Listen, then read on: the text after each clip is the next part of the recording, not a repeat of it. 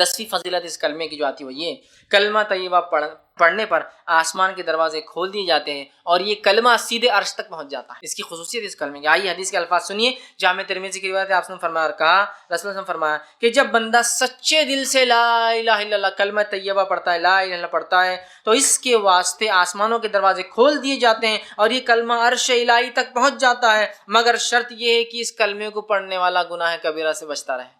تو یہ کلمہ عرش تک پہنچ جاتا ہے سیدھا، مطلب یہ کلمہ ڈائریکٹ میسج ہے، رب کو چلا جاتا ہے سیدھا نکل۔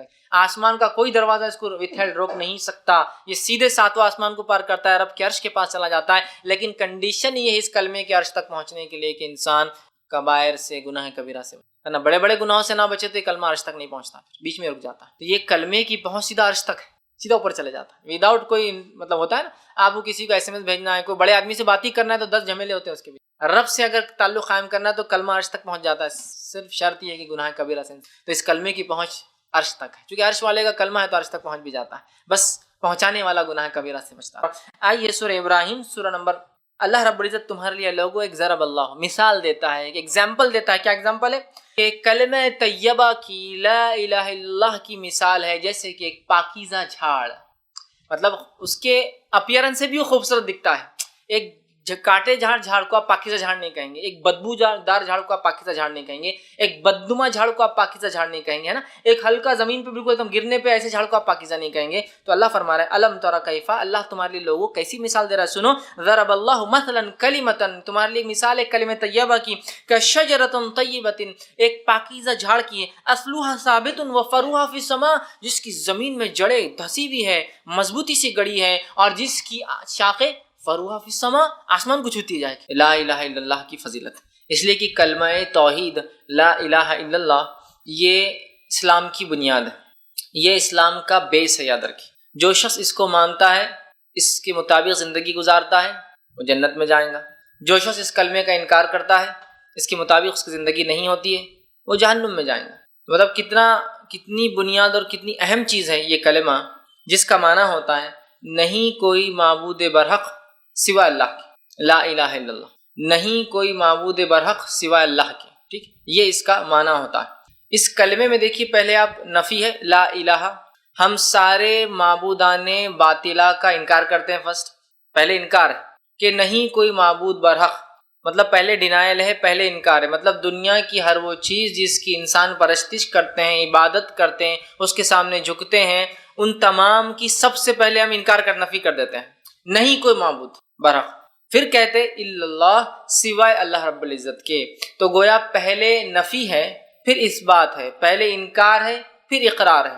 یہ بڑی افسوس کی بات ہے، جب کلمے کا معنی مسلمان نہیں سمجھتے تو پہلے اقرار کرتے اور پھر انکار کرتے اپنے عمل سے۔ اکثر مسلمان لا الہ الا اللہ پڑھتے تو ہیں، لیکن کلمے کا اقرار زبانی تو کرتے ہیں، لیکن زندگی میں عمل الٹا ہے، پہلے اللہ کا اقرار کرتے اور بعد میں ہر چیز اس کے ساتھ ماننا شروع کر دیتے ہیں، جبکہ کلمے کا معنی ہے پہلے ہر چیز کا انکار کر دو، جو چیزوں کی عبادت اللہ کو چھوڑ کر ہوتی ہے، اس کے بعد اقرار کرو اللہ کا۔ بہرحال یہ اس کا مختصر سا معنی ہے اس کلمے کا۔ اللہ رب العزت نے سورہ محمد سورہ نمبر 47 اس کی آیت میں 19 میں فرمایا اور کہا فَعْلَمْ، نبی اکرم صلی اللہ علیہ وسلم کو بتا دیا گیا کہ پس اے نبی تم اس بات کو جان لو، اس بات کو تم جان لو، اس بات کو تم سمجھ لو، فَعْلَمْ، اس بات کا علم حاصل کر لو اے نبی آپ۔ گویا نبی کے ذریعے امت کو بھی تعلیم دی جا رہی ہے، کیا علم حاصل کرو؟ فَعْلَمْ أَنَّهُ لَا إِلَهَ إِلَّا اللَّهُ، کہ تم یہ جان لو کہ نہیں کوئی معبود سوائے اللہ کے برحق۔ مطلب نبی اکرم صلی اللہ علیہ وسلم کو حکم دیا کہ اے نبی علم حاصل کر لو اس چیز کا، فَعْلَمْ، تو بس آپ اے نبی علم حاصل کر کس چیز کا؟ انہ لا الہ الا اللہ، کہ میں ایک ہوں، میرے سوائے کوئی معبود برحق نہیں ہے، میرے علاوہ کوئی عبادت کے لائق نہیں ہے۔ نبی اکرم صلی اللہ علیہ وسلم کو اللہ رب العزت نے حکم دیا کہ آپ اس کا علم حاصل کر لیجئے، اس بات کو سمجھ لیجئے، اس بات کو اپنی امت کو بتا دیجئے۔ اور گویا ہمیں بھی آیت کہتی فَعْلَمْ، دیکھیے اللہ پر ایمان لانے سے پہلے علم ضروری ہے، اسی لیے پہلے کہا فَعْلَمْ، علم حاصل کر لے، انہ لا الہ الا اللہ، کیا علم حاصل کر لے؟ کہ اللہ کے سوا کوئی معبود برحق نہیں، لا الہ، کوئی معبود نہیں سوائے اللہ کے، کوئی عبادت کے لائق نہیں سوائے اللہ رب العزت کے۔ تو گویا توحید کا معاملہ، دین اسلام کا معاملہ علم پر ٹکا ہے، جہالت پر نہیں، اس لیے کہا فَعْلَمْ، علم حاصل کر لو اس بات کا۔ یہ بہت امپورٹنٹ ایشو ہے، یہ بہت اہم چیز ہے۔ اب اگر کوئی مسلمان کہے نہیں مجھے تو معلوم ہی نہیں تھا یہ شرک ہوتا ہے، مجھے تو معلوم نہیں تھا یہ کلمہ توحید کی اہمیت تھی یا یہ کلمہ ہے اس کا یہ معنی ہے، تو نہیں چلیں گا، اس لیے کہ جب کوئی انسان اقرار کرتا ہے توحید کا تو فعلم، اللہ نے کہا علم حاصل کر لو اس مسئلے کا کم از کم لا الہ الا اللہ، یہ سب سے چونکہ بنیادی چیز ہے۔ اگر ایک انسان کو کچھ بھی نہ معلوم ہو اس کے سوا تو بھی کامیابی کے راستے کھلے ہو سکتے ہیں، لیکن سب کچھ بھی معلوم ہو اس کے سوا تو اس کے لیے ناکامیاں ہیں۔ اس کی دلیل یہ ہے کہ آپ صلی اللہ علیہ وسلم فرماتے ہیں قیامت سے پہلے لوگ صرف یہ جانیں گے لا الہ الا اللہ، تو صحابہ نے پوچھا اللہ کے رسول یہ کیا فائدہ دیں گا ان کو؟ قیامت سے پہلے لوگ رسول اللہ صلی اللہ علیہ وسلم کو بھی بھول جائیں گے، صرف کیا یاد ہوں گا لا الہ الا اللہ۔ تو صحابہ نے پوچھا اللہ کے رسول یہ کیا فائدہ دیں گا ان کو، کیا کام آئیں گا؟ اور وہ بھی کیا کہیں گے معلوم آپ کو؟ حدیث میں الفاظ ہے، وہ کہیں گے یہ الفاظ ہم نے اپنے بڑوں سے سنے، مانا تو ہم کو بھی نہیں معلوم۔ مطلب وہ لوگ اتنے جاہل ہوں گے کہ کہیں گے یہ الفاظ ہم نے اپنے بڑوں سے سنے، مانا تو ہم کو بھی نہیں معلوم، بس لا الہ الا اللہ۔ تو صحابہ نے کہا اللہ کے رسول وہ کیا فائدہ دیں گا ان کو اتنا؟ تو کہا وہ ان کے لیے نجات کا ذریعہ بن جائیں گا۔ اس لیے میں نے کہا صرف لا الہ الا اللہ کا علم ہو تو آخرت کامیاب ہو سکتی ہے، کامیابی کے دروازے کھلے ہو سکتے ہیں۔ ہاں اس کا ہرگز مطلب نہیں ہے کہ انسان جو اپنے گناہوں کی وجہ سے جہنم میں نہیں جائیں گا، لیکن نجات کبھی نہ کبھی تو ہوں گی۔ لیکن جس کو یہ نہ پتا اور باقی سب پتا ہو تو اس کے لیے ناکامی ہی ناکامی ہے، یاد رکھیے۔ ہاں عذاب ہلکا ہو سکتا ہے لیکن اس کے لیے کامیابی نہیں، اور کامیابی سے مراد میں آخرت کی کہہ رہا ہوں، دنیا کی نہیں۔ دنیا میں تو ہو سکتا ہے دین چھوڑ کے آدمی بہت کامیاب کہلوائے یا کہا جانے لگے لوگ پہچانے، لیکن ہم آخرت کی بات کر رہے ہیں۔ تو اگر لا الہ الا اللہ کا بھی علم ہو جائے تو وہ کامیاب ہو سکتا ہے صرف، لیکن اگر یہ علم نہ ہو اور باقی سب بھی ہو تو انسان ناکام ہو جاتا ہے۔ یہ بات بہت اہم ہے اور اس کلمے کو ہم کو یقینی طور سے سمجھنا ہے۔ یہ کلمہ دین اسلام کی روح ہے، یاد رکھیے۔ اب آپ کہیں گے محمد رسول اللہ میں نے کیوں غائب کر دیا اس میں سے؟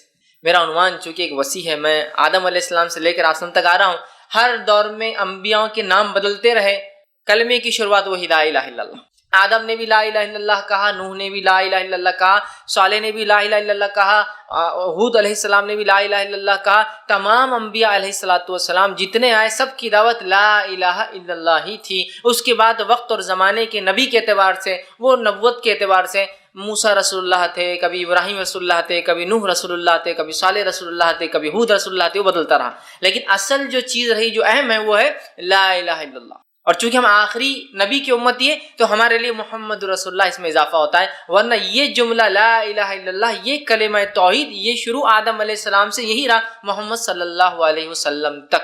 اسی لیے ہم کلمہ توحید میں صرف اتنا جملہ لائے، ورنہ آپ کہیں گے محمد رسول اللہ کیوں غائب کر دیا؟ چونکہ ہم جب دوسرے انبیاء کی بات کریں گے تو پھر وہاں محمد رسول اللہ کی بات نہیں آئیں گی صلی اللہ علیہ وسلم۔ تو اصل کلمہ جو اہم ہے وہ ہے کلمہ توحید، وہ ہے لا الہ الا اللہ۔ کلمہ طیبہ اس کی فضیلت لا الہ الا اللہ کی کیا ہے، آج میں کچھ باتیں آپ کے سامنے رکھنے کی بہرحال کوشش کروں گا۔ اور یہ اتنی اہم چیز ہے کہ اللہ رب العزت نے جب آدم علیہ السلام کو بنایا اور انسانوں کو دنیا میں بھیجنا چاہا تو ان انسانوں کو جو پہلی تعلیم اللہ رب العزت نے دی وہ تعلیم بھی کیا تھی؟ لا الہ الا اللہ۔ آپ کہیں گے تعلیم کب ملی ہم کو؟ آئیے اس واقعے کو ہم یاد کرتے ہیں جس کو عہد الست کے نام سے ہم پہچانتے ہیں۔ اللہ رب العزت فرماتا ہے سورہ اعراف سورہ نمبر 7 اس کی آیت نمبر 172 میں اللہ فرماتا ہے، اس کو عہد الست کہتے ہیں۔ ایک وعدہ تھا جو ہم نے اللہ سے کیا تھا اور وہ عالم ارواح، مطلب ہم حقیقی اس میں نہیں تھے، روح کے شکل میں تھے۔ یہ کب ہوا؟ آئیے سورہ اعراف میں اللہ رب العزت فرماتا ہے اور کہتا ہے وَإِذْ أَخَذَ رَبُّكَ مِن بَنِي آدَمَ مِن ظُهُورِهِمْ ذُرِّيَّتَهُمْ وَأَشْهَدَهُمْ عَلَىٰ أَنفُسِهِمْ أَلَسْتُ بِرَبِّكُمْ قَالُوا بَلَىٰ شَهِدْنَا۔ اللہ رب العزت فرماتا اور کہتا ہے وَإِذْ أَخَذَ رَبُّكَ، اور تم یاد کرو جب تمہارے رب نے نکالا آدم کی پشت تھے اس کی پوری ذریت جو دنیا میں آنے والی ہے۔ ایک مقام تھا عالم ارواح جس کو کہتے ہیں، ایک مقام تھا، اللہ رب العزت نے آدم علیہ السلام کو بلایا اور ان کی پشت پیٹھ پر ہاتھ پھیرا تو سارے ہی اولادیں جو ان سے پیدا ہونے والی تھی نکل کر آ گئی اور کھڑے ہو گئی، اور اسی شکل میں حدیث میں آتا جس شکل میں دنیا میں آج ہم ہیں، سب کھڑے ہو گئے۔ پورے لوگ انسان جو آدم علیہ السلام سے پیدا ہونے والے تھے، آدم علیہ السلام کے بعد سے لے کر آخری بچہ جو دنیا میں آنے والا ہے، سب کو اللہ نے نکالا، ذریتہم ساروں کو نکالا ان کی پیٹھ سے، اور کہا واشہدہم، اور پھر ان سے گواہی دلائی اور ان سے پوچھا علی انفسہم، تاکہ وہ گواہ رہے اپنی نفسوں پر روز قیامت، خود سیلف وٹنس بنے اپنے آپ پر۔ کیا پوچھا ان سے؟ الست بربکم، کیا میں تمہارا رب نہیں ہوں؟ اس کو عہد الست اس لیے کہتے ہیں، الست بربکم، کیا میں تمہارا رب نہیں ہوں؟ تو ساروں نے کہا، ہم لوگوں نے، بلا شہدنا، ہم سب نے گواہی دی تھی وہاں اللہ ہاں تو ہی رب ہے۔ کافر ہو، فاسق ہو، فاجر ہو، نبی ہو، رسول ہو، نیک ہو، صالح ہو، شہداء ہو، ولی ہو، سب جمع تھے ایک جگہ. چور ہو، اچکا ہو، زانی ہو، ڈاکو، جیسے من سب جمع تھے. سب کو اللہ نے پوچھا کیا میں تمہارا رب نہیں ہوں؟ ہم سب نے گواہی دی. تو گویا اللہ رب العزت نے جو سب سے پہلی گواہی ہم سے لی، ہم کو اپنے خلاف وٹنس بنایا، وہ کیا تھی؟ اللہ ایک. الستُ بربکم، کیا میں، تو اسی لیے عہد الست کہتے ہیں اس کو، کیا میں تمہارا رب نہیں ہوں؟ ہم سب نے کہا اللہ تو ہمارا رب ہے. تو گویا کلمہ توحید کی اہمیت تو یہ ہے کہ ہم سب سے گواہی وہاں لے لی گئی اس تعلق سے. اور اس تعلق سے ایک حدیث بھی آتی ہے جو مسند احمد کے زوائد میں جمع کی گئی ہے. حدیث کے الفاظ اس طرح سے ہیں کہ اللہ تبارک و تعالیٰ نے آپ سے فرماتے آدم علیہ الصلوۃ والسلام کے پیٹھ پر ہاتھ پھیرا. اس آیت کی تفسیر میں بات آ رہی ہے. پیٹھ پر ہاتھ پھیرا تو قیامت تک پیدا ہونے والی ساری روحیں نکل کر آ گئی. سب جو پیدا ہونے والے تھے سب نکل کر ہم سب آ گئے. تو ان کی الگ الگ جماعتیں جو متفرق کر دی گئی. انبیاء کی جماعت، کافروں کی جماعت، شہداء کی جماعت، ولیوں کی جماعت، صالحین کی جماعت. اللہ نے سب کو الگ کر دیا، اور مسلمان کافر سب کو، نیکوکار بدکار سب کو الگ الگ کر دیا. پھر ہر ایک کی ویسی ہی صورتیں بنائی جیسی دنیا میں بنائی گئی ہے. مطلب ہم وہاں اسی صورت میں تھے جیسی صورت میں آ جائیں ہم سب کو بنایا گیا.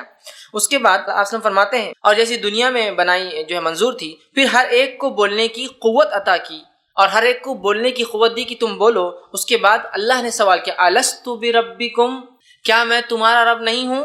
تو پھر آپ فرماتے ہیں کیا میں تمہارا رب نہیں ہوں؟ سب نے کہا آپ ہمارے رب، وہ مالک، وہ مختار ہیں. اللہ تعالیٰ نے فرمایا ساتوں آسمانوں، ساتوں زمینوں اور تمہارے باپ آدم کو تم پر گواہ بناتا ہوں. ساتوں آسمان اور ساتوں زمین اور آدم علیہ السلام، تم تین لوگ ان پر گواہ رہنا کہ ان سب نے کہا کہ میں ان کا رب ہوں.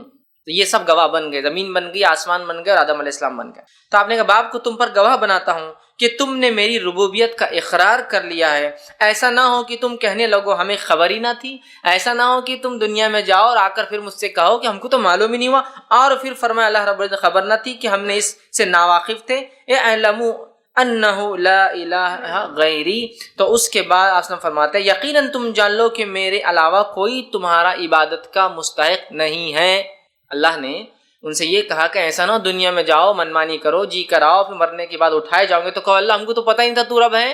تو لہٰذا ان سے گواہی لی اور انہیں کہا کہ اے علمو تم جان لو اس بات کو کہ میں ہی صرف تمہارا رب ہوں. ہم سب نے روز عالم ارواح میں دنیا میں آنے سے پہلے گواہی دی اللہ تو ہمارا رب ہے. پھر آپ فرماتے ہیں میری عبادت کے علاوہ تمہاری اللہ نے فرمایا علاوہ کوئی عبادت کا مستحق نہیں، اور نہ میرے علاوہ کوئی رب ہے. میرے ساتھ کسی کو بھی شریک نہ کرنا. اس قول و قرار کے یاد دلانے کے لیے میں تمہارے پاس انبیاء اور رسول بھی بھیجوں گا.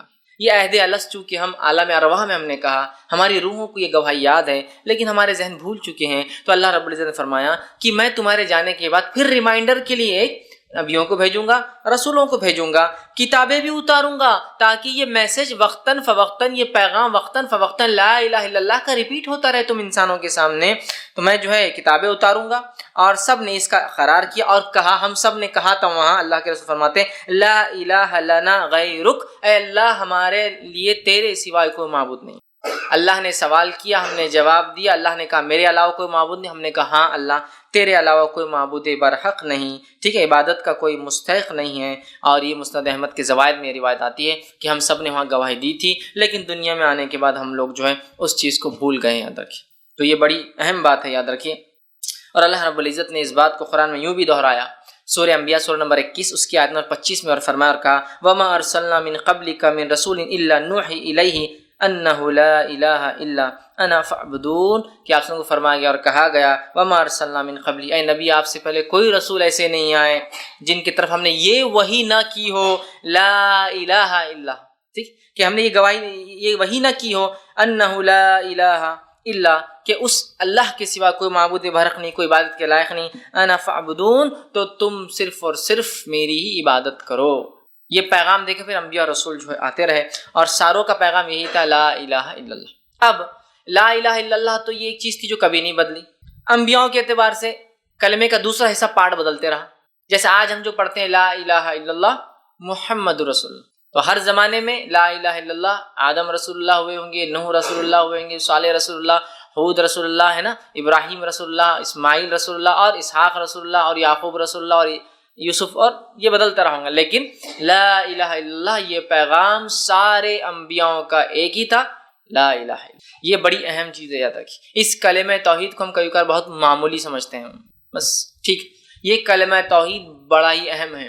اس کو نہ صرف زبان سے کہنا ہے، سچے دل سے مان کر اس کے مطابق زندگی گزارنا ہے۔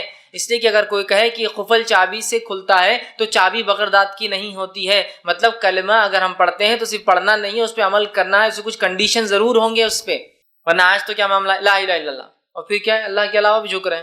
یقیناً میرا عنوان آج شرک نہیں ہے، ورنہ آپ کو اگر شرک سننا ہے تو کیا یہ بھی شرک ہے، میں نے اس پہ بہت تفصیلی گفتگو کی تھی، شرک کیا ہے اور کیا یہ بھی شرک ہے، آپ اس کو بہرحال دیکھ سکتے ہیں، عنوان جو ہے اپلوڈ بھی ہو چکا ہے یوٹیوب پر۔ بہرحال تو بہرحال کلمے کا دوسرا حصہ، کلمے کا پہلا جز کامن رہا، برابر رہا، لا الہ الا اللہ، ہر کسی کے دور میں، انبیاءوں کے اعتبار سے بہرحال دوسرا جملہ بہرحال بدلتا رہا ہے، ٹھیک۔ اب جو شخص اس کلمے کو مان لے، لا الہ الا اللہ، اس کے تقاضوں کو پورا کر کے عمل کر کے زندگی گزار لے، دخل الجنہ، وہ تو جنت میں چلا گیا۔ جو اس کلمے کا انکار کر دے اور گناہ اور معصیت میں زندگی گزارے تو یقیناً وہ کہاں جائیں گا، جہنم، اس کے لیے ہمیشہ کا عذاب ہوں گی۔ تو اس کلمے کی ذرا اہمیت ہی سمجھ لیں، اقرار کر لیا تو جنت واجب، انکار کر دیا تو جہنم واجب، اقرار کر لیا تو ہمیشہ کی نعمتیں، انکار کر دیا تو ہمیشہ کی آگ، بس اتنا سمجھ لیں آپ تو بات واضح ہو جائیں گی، کتنا اہم کلمہ ہے، کتنی اہم چیز ہے، اس کے کتنے تقاضے ہوں گے کہ جو جنت دلا رہا ہے، اس کا انکار کرنے والا جہنم میں جا رہا ہے، تو یہ کلمہ کتنا اہم ہوگا، اس کو ہم معمولی اور مذاق نہ سمجھیں، بلکہ اس کے تقاضوں کو سمجھ کے اپنے زندگیوں کو ہم جو ہے گزارنے کی کوشش کریں۔ اس لیے کلمے کا پڑھنا صرف پڑھنا نہیں، ہم جب کلمہ پڑھتے ہیں تو ہم اقرار کرتے ہیں کہ اللہ کی عبادت کریں گے، اس کی بندگی کریں گے، اس کے ساتھ کسی کو شریک نہیں کریں گے، جو وہ کہیں گا ہم کریں گے، جن چیزوں سے وہ روکیں گے ہم رک جائیں گے، جو وہ چاہیں گا اس کی چاہت ہماری چاہت، جو وہ نہ چاہیں گا اس کی جو چیز وہ چاہتا نہیں وہ ہماری جو ہے نا چاہت، ہماری ناپسند جو اس کی ناپسند، گویا ہم اپنے آپ کو سپرد کر دیتے کلمہ پڑھ کے اللہ کی جانب۔ لیکن افسوس کی بات ہے، ہم میں سے اکثر مسلمان کلمہ تو پڑھتے ہیں یہی، لیکن اپنے نفس کو سپرد نہیں کرتے اللہ کی، بلکہ کلمہ پڑھنے کے بعد بھی اپنی نافرمانی اور اپنے تقاضوں کو اللہ کے سامنے رکھتے ہیں۔ بزنس کریں گے تو ایسا کیسے چلیں گے، یہ سب نہیں ہوگا، فلاں جائیں گے تو ایسا کیسے ہوگا، یہ ہوگا، ہماری عورتیں فلاں کریں گی تو ایسا کیسے پردہ کر سکتی ہے۔ ہم اپنے تقاضوں کو اللہ کے سامنے رکھتے کلمہ پڑھنے کے بعد، جبکہ کلمے کا تقاضا ہے جب ایک رب کو مان لیا تو اس کی ہر چیز کو ماننا، من اور ان، جوں کا توں، ڈاٹ بائی ڈاٹ، ایک نقطہ بھی ہے تو اس کو جیسے کہ تیسے ہم کو ماننا ہے اور اپنی زندگیوں کو ڈھال دینا ہے، گزار دینا ہے، اپنی زندگی اس کے مطابق رکھنا ہے ہمیں۔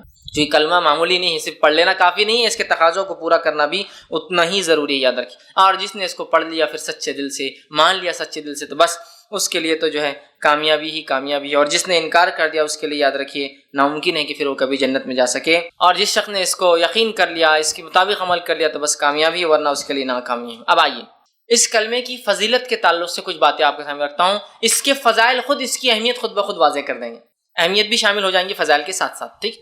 کہ جب میں اس کے فضائل رکھوں گا تو اس کی اہمیت تو پتہ ہی چلیں گی، لیکن اس کے فوائد، یہ کلمہ کیا کیا فائدے ساتھ میں لاتا ہے، ہم اس کو دیکھنے کی بہرحال کوشش کریں گے۔ بہت سارے لوگ اس کلمے کا ورد کرتے ہیں، ورد پڑھتے ہیں بار بار، لیکن افسوس کی بات ہے یہاں کلمہ بھی چالو ہے لا الہ الا اللہ، اور اسی کے بازو شرک بھی چالو ہے کنٹینیو۔ یہاں کلمہ پڑھے لا الہ الا اللہ اور پھر اللہ کے علاوہ کسی اور کو پکارا جا رہا ہے، یہاں کلمہ پڑھے لا الہ الا اللہ اور دوسروں کے معاملات پہ، دوسروں کی غیر شرعی باتوں پر بھی راضی ہے، یہاں کلمہ لا الہ الا اللہ اور پھر یہاں اذان بھی ہو رہی ہے اور نماز کو نہیں جا رہے ہیں، عبادت کو نہیں جا رہے اور پڑھ رہے لا الہ الا اللہ۔ تو گویا کلمہ تو پڑھ رہے ہیں، ورد تو کر رہے ہیں، اپنے لیے ذخیرہ سمجھ کے خوب اس کو جمع کر رہے ہیں، لیکن افسوس ہے اس کے تقاضوں کو پورا نہیں کر پا رہے ہیں۔ جو یہ کلمہ چاہتا ہے وہ نہیں کر پا رہے، تو کیا کامیابی مل سکتی ہے؟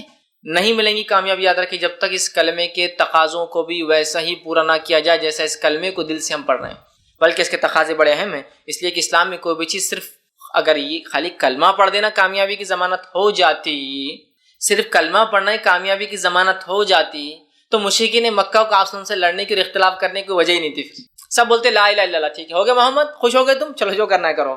خالی پڑھنا ہی کافی ہو جاتا تو کیا ہی بات تھی، مشرکین مکہ بھی قبول کر لیتے۔ اور افسوس کی بات ہے مشرکین مکہ اس کلمے کے تقاضوں کو آج کے مسلمانوں سے زیادہ جانتے تھے۔ جب اللہ کے رسول نے مشرکین مکہ کو، ابو جہل کو اور بڑے بڑے سرداروں کو کہا قولوا لا الہ الا اللہ تفلحون، کہہ دو صرف اتنا جملہ ہے عرب کے سرداروں، لا الہ الا اللہ، نہیں کوئی معبود برحق سوا اللہ کے، تفلحون، کامیاب ہو جاؤں گے، سکسیسفل ہو جاؤں گے دنیا اور آخرت میں۔ آگے فرمایا تملک العرب والعجم، عرب کے تو مالک اللہ نے تمہیں بنا ہی دیا ہے، عجم کو بھی تم کو اللہ دے دیں گا۔ مطلب کلمہ توحید پڑھنے سے، اس پر عمل کرنے سے نہ صرف آخرت کا فائدہ ہوتا ہے، دنیا بھی ملتی ہے۔ قولوا لا الہ الا اللہ تفلحون تملک العرب والعجم، عرب تو تمہارا ہی ہے، عجم بھی تمہارا ہو جائے گا۔ اس دعوت سے یہ بات پتہ چلتی ہے، جس نے اس کلمے کو پڑھا، سچے دل سے تھاما، اللہ نے دنیا بھی دی اور آخرت بھی دیں گا اس کو۔ تو اب مشرکین مکہ کے لیے کیا مشکل تھی؟ ہم مسلمانوں کے لیے کتنا آسان ہے، لا الہ الا اللہ ہو گیا۔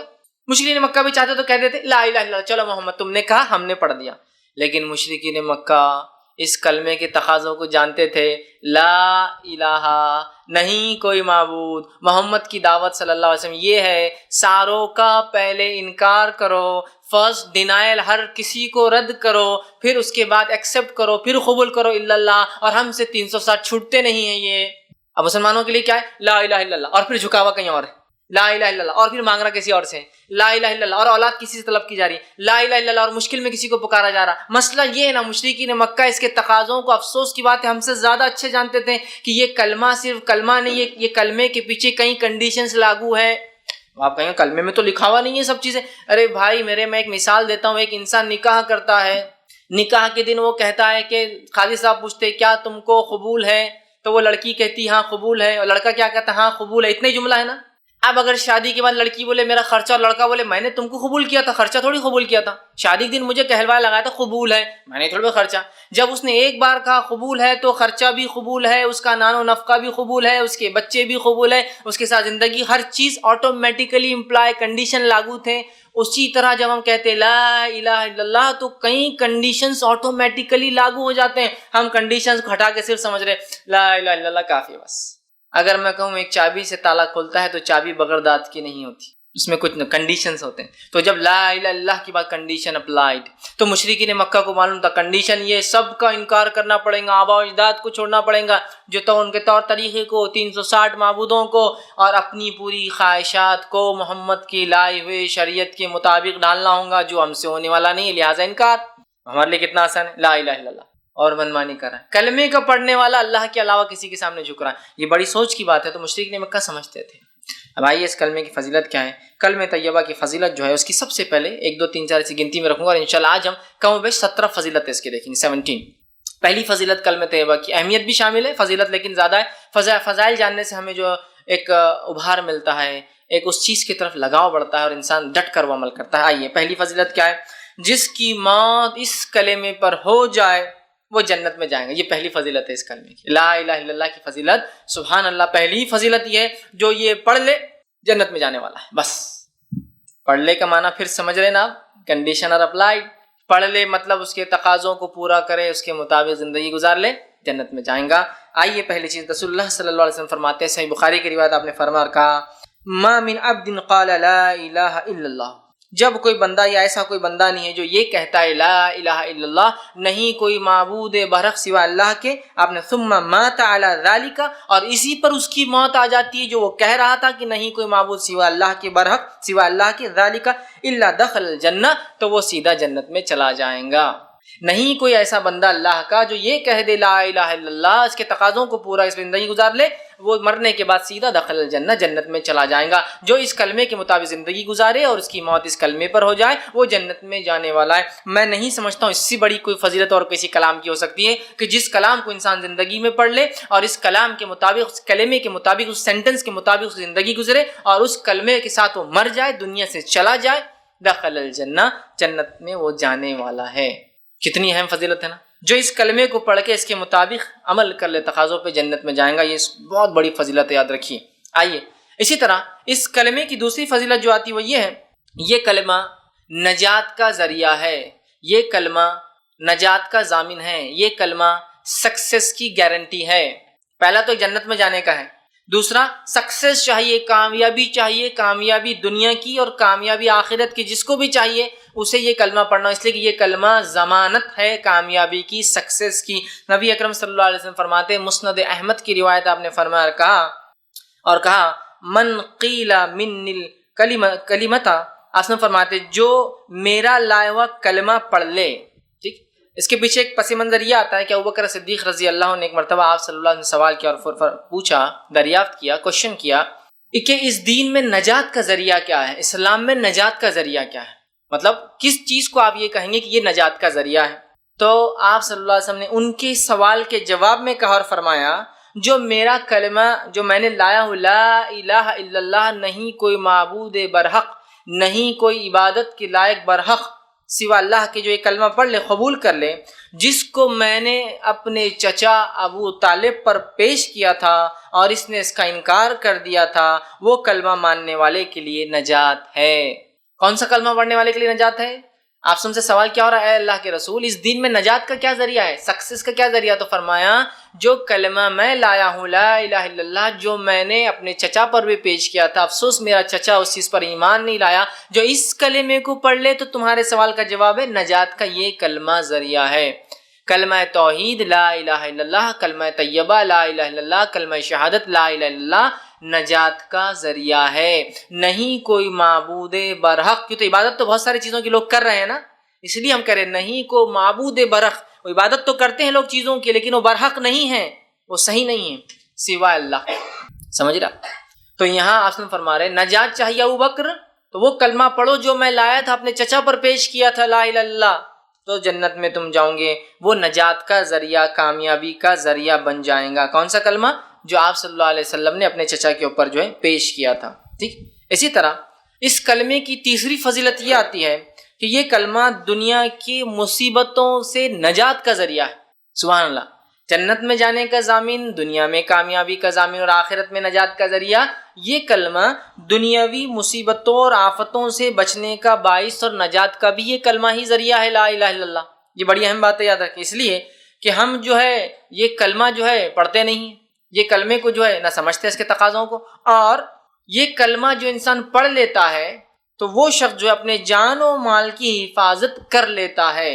مطلب دنیا میں جو مصیبتوں سے میں نے کہا نجات کا ذریعہ وہ یہ ہے کہ جو شخص یہ کلمہ پڑھتا ہے وہ اپنی جان و مال کو محفوظ کر لیتا ہے۔ لا الہ الا اللہ، نہیں کوئی معبود برحق سوا اللہ کے، الا اللہ فمن قالہ فقد عصم منی، جس نے یہ کہہ دیا اس نے اپنی جان اور مال مجھ سے بچا لیا۔ اس لیے میں کہہ رہا ہوں کلمہ توحید لا الہ الا اللہ پڑھنے والے کی جان اور مال محفوظ رہتی ہے۔ سمجھ رہا؟ جان اور مال اسی کیا ہوتی ہے؟ محفوظ رہتی جو کلمہ توحید کو پڑھتا ہے۔ اسی وجہ سے میں نے یہ بات لائی۔ ٹھیک، تو وہ اس نے میرے بچا لی، الا بحقی وحسابہ علی اللہ، اور حق کے ساتھ ہم ان کی جان نہیں لے سکتے، اور اگر ان کے دل میں کچھ غیر غلط ہوگا تو اللہ کے پاس ان کا معاملہ ہے، ہم اس معاملے میں گرفت نہیں ہوتی۔ مطلب اگر کسی کے دل میں کوئی چھپا ہو، کوئی منافق ہو تو وہ تو اس کا معاملہ ہے، ورنہ ہمارا تو معاملہ ختم ہو گیا۔ تو گویا کلمہ توحید لا الہ الا اللہ پڑھنے سے دنیا میں مصیبتوں اور پریشانیوں سے اور قتل و غارتگی سے انسان بچتا ہے۔ چوتھا فائدہ اور فضیلت اس کلمہ توحید کی وہ یہ ہے، یہ کلمہ طیبہ جو ہے یہ جڑ ہے اور باقی سارے اعمال جو ہے وہ شاخیں ہیں۔ کلمہ طیبہ اسلام کی ایکچوئل جڑ ہے۔ اسلام اگر ایک جھاڑ ہے تو کلمہ طیبہ لا الہ الا اللہ جڑ ہے، روٹس ہے، اور اس کے بعد جتنے عمل، نماز، روزہ، زکوٰۃ، حج، اچھائی کا حکم دینا، برائی سے روکنا، صدقات اور خیرات کرنا اور نیکی کرنا اور جہاد کرنا اور جو کچھ ساری چیز کی شاخیں ہیں۔ تو کلمہ طیبہ جڑ ہے، روٹ ہے، اور باقی سارے اعمال جو زندگی میں آپ اور میں کرتے اسلام جو حکم دیتا ہے وہ سب کیا ہے؟ برانچز ہے، اس کی شاخیں ہیں اس کی۔ تو روٹ بہت ضروری اچھی ہو، ہماری مضبوط ہو۔ تو آئیے ہم دیکھتے ہیں، اس لیے کہ آپ صلی اللہ علیہ وسلم نے جو ہے حدیث میں فرمایا کہ یہ روٹ ہے جو میں بیان کر رہا تھا، یہ اس کی جڑ ہے اسلام کی۔ اس کے تعلق سے حدیث صحیح بخاری کی روایت آپ نے فرمایا اور کہا ایمان کی 70 سے زیادہ شاخیں ہیں، ان میں سب سے بہترین شاخ لا الہ الا اللہ ہے، اور سب سے چھوٹی شاخ راستے سے تکلیف دہ چیز کو ہٹانا ہے، اور شرم و حیا بھی ایمان کی ایک شاخ ہے۔ کیا فرمایا؟ ایمان کی 70 سے زیادہ برانچز ہے، ایک روایت میں 77 تک ہے، 70 سے زیادہ 77 برانچز ہے۔ سب سے افضل برانچ اس کی سب سے اعلیٰ ہے لا الہ الا اللہ، اور سب سے ادنا ہے راستے سے تکلیف دہ چیز کو ہٹانا۔ تو گویا لا الہ الا اللہ جڑ ہے اور باقی تمام چیزیں کیا ہیں؟ وہ اس کی شاخیں ہیں، یاد رکھیں۔ لا الہ الا اللہ کیا ہے؟ جڑ ہے، اور باقی تمام چیزیں کیا ہے؟ اس کی شاخیں ہیں، یاد رکھیں۔ اسی طرح اس سے فضیلت پتہ دی۔ پانچویں فضیلت کلمہ طیبہ کی وہ یہ ہے، کلمہ طیبہ کی مثال ایک پاکیزہ درخت کی ہے، ایک پاک جھاڑ کی ہے، یاد رکھیے، اور ایسا جھاڑ جو پھل بھی لاتا ہے، بہت تناور ہے، بہت مضبوط ہے، اس کی شاخیں آسمان کو جا کر چھوتی ہے۔ تو کلمہ طیبہ ایک بہترین درخت ہے، یاد رکھیے، جو پھل لاتا ہے۔ اس کا معنی یہ ہے کلمہ طیبہ ایک جھاڑ ہے جس کو اگر دنیا میں انسان لگاتا ہے تو اس کا پھل معنی ہے آخرت میں اس کا بدلہ پائیں گا۔ اور اللہ رب العزت نے کلمہ طیبہ کو جھاڑ کی تمثیل، مثال خود دی، میں نہیں دے رہا ہوں۔ آئیے سورہ ابراہیم سورہ نمبر 14 آیت نمبر 24 سے لے کر 27 میں اللہ فرماتا اور کہتا ہے الم تر کیف ضرب اللہ مثلا کلمۃ طیبۃ کشجرۃ طیبۃ، کیا اللہ رب العزت تمہارے لیے لوگوں ایک ضرب اللہ مثال دیتا ہے، ایک ایگزامپل دیتا ہے۔ کیا ایگزامپل ہے؟ کہ اگزامپل ہے مثلا کلمۃ طیبۃ کشجرۃ طیبۃ، کہ کلمہ طیبہ کی لا الہ الا اللہ کی مثال ہے جیسے کہ ایک پاکیزہ جھاڑ، مطلب اس کے اپیرنس سے بھی وہ خوبصورت دکھتا ہے. ایک کاٹے جھاڑ کو آپ پاکیزہ جھاڑ نہیں کہیں گے، ایک بدبو دار جھاڑ کو آپ پاکیزہ جھاڑ نہیں کہیں گے، ایک بدنما جھاڑ کو آپ پاکیزہ جھاڑ نہیں کہیں گے، ہے نا، ایک ہلکا زمین پہ بالکل ایک دم گرنے پہ ایسے جھاڑ کو آپ پاکیزہ نہیں کہیں گے. تو اللہ فرما رہا ہے الم تری کیف، اللہ تمہارے لیے لوگوں کیسی مثال دے رہا ہے، سنو. ضرب اللہ مثلا کلمۃ، تمہارے لیے مثال ہے کلمہ طیبہ کی، کشجرۃ طیبۃ، ایک پاکیزہ جھاڑ کی ہے، اصلها ثابت وفروها فی السماء، جس کی زمین میں جڑیں دھسی ہوئی ہے، مضبوطی سے گڑی ہے، اور جس کی شاخیں فروہا فی السماء، آسمان کو چھوتی جائے گی. سبحان اللہ، کیا جھاڑ ہے. جو لوگ کاشتکاری کرتے ہیں ایسے جھاڑ کو دیکھ کر کتنی خوشی ہوتی ہے نا کسی بھی انسان کو. کاشتکاری نہیں بھی کرتے ہیں، آپ راستے سے جا رہے ہو، ایک بڑا جھاڑ دکھتا ہے، بہت جڑیں اور خوب اونچی شاخیں، تو آپ بھی 2 منٹ گاڑی روک کے بولتے ہیں کیا بہترین جھاڑ ہے. تو کہا کلمہ طیبہ ایک ایسا پاکیزہ جھاڑ ہے جس کی جڑیں مضبوط ہے، جس کی شاخیں آسمان کو فروہا فی السماء تؤتی اکلھا کل حین باذن ربھا، اور اپنے رب کے حکم سے ہر موسم میں ہر بار پھل بھی لاتا ہے. ایک بہت بڑا جھاڑ بغیر پھل کی ہو تو کیا فائدے کا. آپ خود بولتے ہیں یار کھیت کا بہت حصہ ویسٹ کرا، اٹھا کے پھینک ڈالو. تو کلمہ طیبہ ایک پاکیزہ جھاڑ ہے، جڑیں مضبوط، شاخیں آسمان کو چھوتی ہے، اور اپنے رب کے حکم سے ہر بار ہر موسم میں پھل لاتا ہے. کنٹینیوسلی فروٹ دینے والا جھاڑ ہے، کبھی بھی جاؤ اور آپ کو پھل مل جائیں گا. یہ کلمہ طیبہ. کلمہ طیبہ سمجھیے آپ، ایک جھاڑ سے مثال، جھاڑ کے کتنے فائدے اٹھاتے ہیں آپ. کچھ جھاڑ کو اگر پتے نہ ہو، شاخیں نہ ہو، تو آپ جڑ سے فائدے اٹھاتے ہیں، اس کی چھال سے فائدے اٹھاتے ہیں. کئی کھانوں میں چھالیں استعمال ہوتی ہے، کئی دواؤں میں چھالیں استعمال ہوتی ہے. اس کی شاخیں بڑی ہو تو آپ کاٹ سکتے ہیں، پھر وہ بڑھیں گی. اس کے پھل آتے ہیں تو اس جھاڑ کی آپ خدمت کریں گے، اس کے پھل سے آپ پیسہ کمائیں گے. کلمہ طیبہ سوائے نفع کے اور کچھ نہیں دینے والا ہے ہم کو. اس لیے جھاڑ کی مثال دی کہ جھاڑ کا ہر پارٹ جو ہے نفع بخش ہوتا ہے. بتائیے آپ جھاڑ کا کون سا پارٹ نفع بخش نہیں ہے. جڑیں نکل رہی ہے تو کبھی کوئی دانت اس سے مانج رہا ہے، کبھی کوئی دوا بن رہی ہے، کبھی کسی چیز میں استعمال ہو رہا ہے نا. کبھی چھالیں ہو رہی تو آپ کھانے میں ڈال رہے ہیں. دار چینی کیا ہے، وہ بھی ایک چھال ہے. بہت سے لوگ مختلف کھانے سے بناتے ہیں. لکڑی نکل جائے تو جلانے میں کام آتی ہے، کشتیاں بنتی ہے، دکان بنتے ہیں، گھر بنتے ہیں، مکان بنتے ہیں، سامان بنتا ہے. اگر پتے ہیں تو جانور ہمارے کھا کے فائدہ اٹھاتے ہیں. پھول لاتا ہے تو خوشبو ہوتی ہے، دوائیں بنتی ہے، کیا کچھ نہیں ہوتا. اس طرح پھل لاتا ہے تو پھل بیچ کے نفع کمایا جاتا، پھل کھا کے فائدہ اٹھایا جاتا، پھل سے بیج نکلتے، بیج سے اور جھاڑ لگایا جا سکتا ہے. جھاڑ کبھی بھی نفع بخش ہوتا ہے کسی بھی صورت میں. سوکھا جھاڑ بھی ٹوٹ کے پڑا ہے تو بھی کام کا، اس لیے کہ جلانے میں کام آتا ہے. تو کلمہ طیبہ پڑھنے والے کو کبھی نقصان نہیں ہوگا، اس لیے کہ وہ ایک ایسی چیز کو مان رہا ہے جو ایسا درخت ہے جس کی زمین کے اندر جڑیں گڑی، آسمان کو اس کی شاخیں چھوتی ہے. اور خاص بات تو یہ ہے پھلدار بھی ہے. اگر اتنا بڑا درخت بھی پھل نہ لائے تو آدمی بولتا ہے اکھاڑ دو، دوسرا کچھ لگا دو، چھوٹا پھلدار ہوگا.